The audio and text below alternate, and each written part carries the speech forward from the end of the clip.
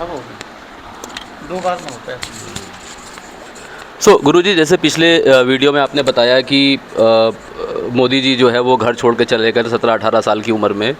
तो इस पॉइंट पे आपने बताया था कि जहाँ मोदी जी छोड़ के गए, तो थोड़ा सा बताइए कि ऐसे कौन से हालात बने थे जिसकी वजह से मोदी जी को अपना घर छोड़ना पड़ा। जी।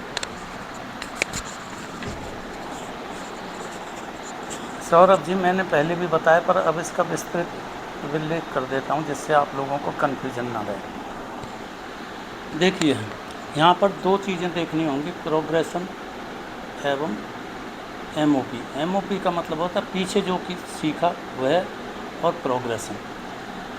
अब होता क्या है, 17-18 साल में आप ध्यान से देखिए, 17-18 साल की आप कुंडली बना लें, गोचर कुंडली बना लें, तो आपको समझ में आएगा। जब गुरु कर्क राशि में आया तो राहु यहीं था, क्योंकि लगभग 18 साल में राहु उसी स्थिति में आ जाता है जहाँ पर पहले बैठा होता है, और शनि भी 18 साल में यहाँ पर रहा होगा। आप कुंडली बनाइए तो ये कहने का मतलब है कि इसके आसपास या इसी जगह पर होंगे, तब ये प्रभाव पूरा लागू हो गया, क्योंकि उस समय शनि को, गुरु को नेटल राहु ने एवं गोचर राहु ने, दोनों ने भ्रमित कर दिया। अर्थात जीव कारक गुरु को, कर्म कारक शनि को, दोनों ने राहु को भ्रमित कर दिया, उसे एक कन्फ्यूजन पैदा कर दिया। राहु का काम तो कन्फ्यूजन। और 5वां भाव आपकी भावनाओं का भी है, भावनाओं को पीड़ित कर दिया। भावनाओं से तात्पर्य क्या है, जैसे 5वें और 7वें भाव का संबंध बन रहा है तो प्रेम का संबंध माना जाता है, अर्थात एक की भावना दूसरे के प्रति उपज जाती है, इसलिए यहाँ पर उन भावनाओं से मतलब है, चंद्रमा वाली भावनाओं से मतलब नहीं है। दूसरी चीज़ देखिए, यहाँ पर चंद्रमा मंगल का प्रभाव है, 9वें भाव में भी चंद्रमा मंगल का प्रभाव है, क्योंकि विष्णु भाव पद्धति इन त्रिकोणीय संबंध को या डायरेक्शनल संबंध को मानती है, जैसा पहले लेक्चरों में या पुस्तक में देखें। और 11वें भाव का प्रभाव भी यहाँ पर है, उसके तीनों की दृष्टियाँ यहाँ पर पड़ रही हैं, और कमांड योग का प्रभाव पड़ रहा है। जब गुरु कर्क राशि में पहुँचा तो राहु, दोनों राहु से, नोट करिए यहाँ विशेष चीज़ जो है वो दोनों राहु हैं, नेटल एवं चंद्र, उससे पीड़ित हो गए। शनि भी दोनों राहु से पीड़ित हो गया। इसका मतलब है इसके जीवन पर बहुत बड़ा असर पड़ा। यह भाव, 5वां भाव इष्ट देव का भाव होता है, इसका मतलब इष्ट देव के प्रति उनकी कोई इच्छा पैदा हुई, उसके प्रति है। अब यहाँ देखिए 9वें भाव में चंद्रमा मंगल का योग है, मतलब जातक के शरीर का और चंद्रमा का, मंगल शरीर का कारक है या जातक का कारक है, और चंद्रमा मूवमेंट का कारक है। नोट करिए, चंद्रमा मूवमेंट का कारक है। चंद्रमा यहाँ पर नीच का है, लेकिन उसका नीच भंग हो रहा है, मंगल उसका नीच भंग कर रहा है। पिछली पोस्ट में मैंने शायद में कह दिया मंगल का नीच भंग हो रहा है, ऐसा नहीं है, चंद्रमा का नीच भंग हो रहा है। अब राहु बाउंड्री का कारक होता है, राहु और केतु एक सांप होते हैं, तो एक लाइन होती है, वह बाउंड्री होती है, अपने जीवन स्थान की एक बाउंड्री है। जब गुरु कर्क राशि में पहुंचा तो गुरु का संबंध मूवमेंट कारक चंद्रमा से भी बना,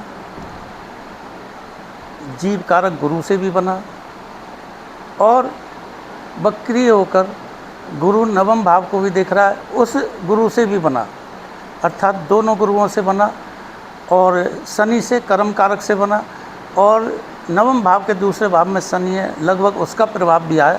इस कारण ने इस स्थान पर मोदी ने भ्रमित होकर अपना घर छोड़ दिया है, वह कैसी देव तलाश में चला गया, क्योंकि कर्म कारक शनि देवताओं के भाव में बैठा है, 5वें भाव में बैठा है, गोचर का 5वां।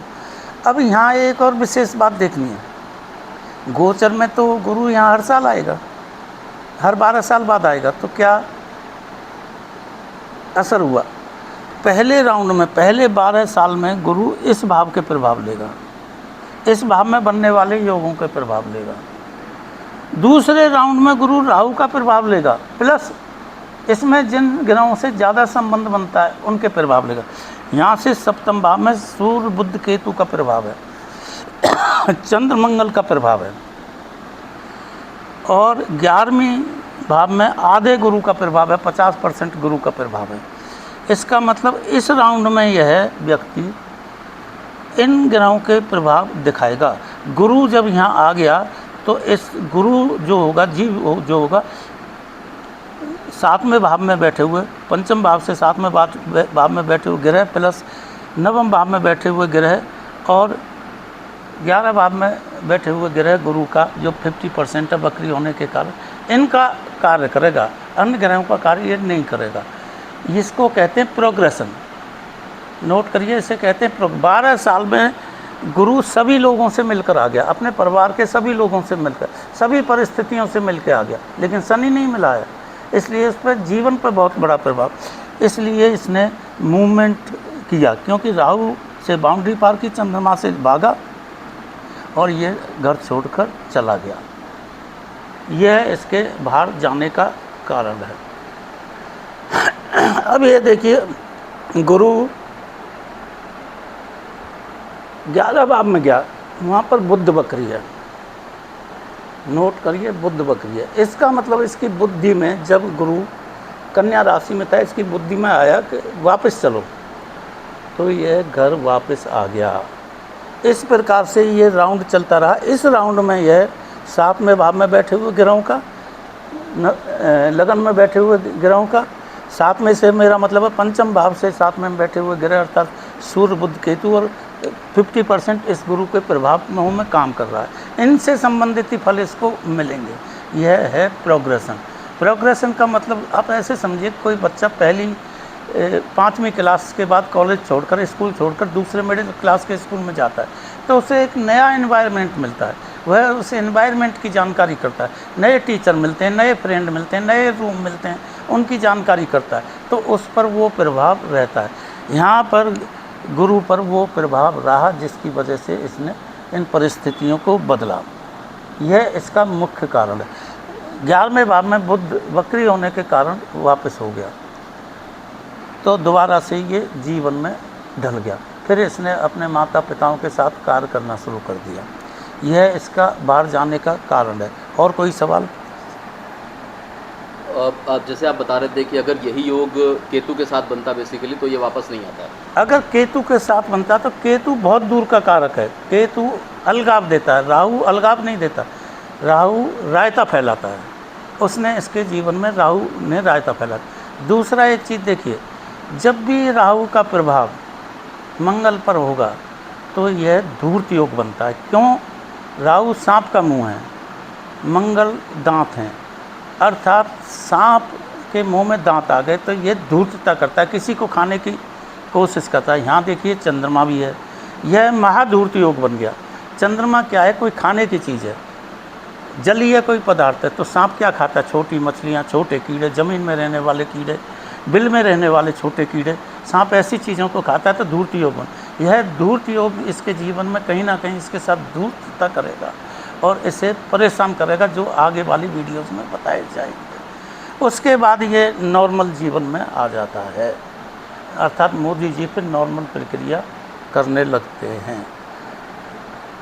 बंद करें? गुरु जी, हाँ, ये बंद कर देना, छोटा ही सही। हाँ।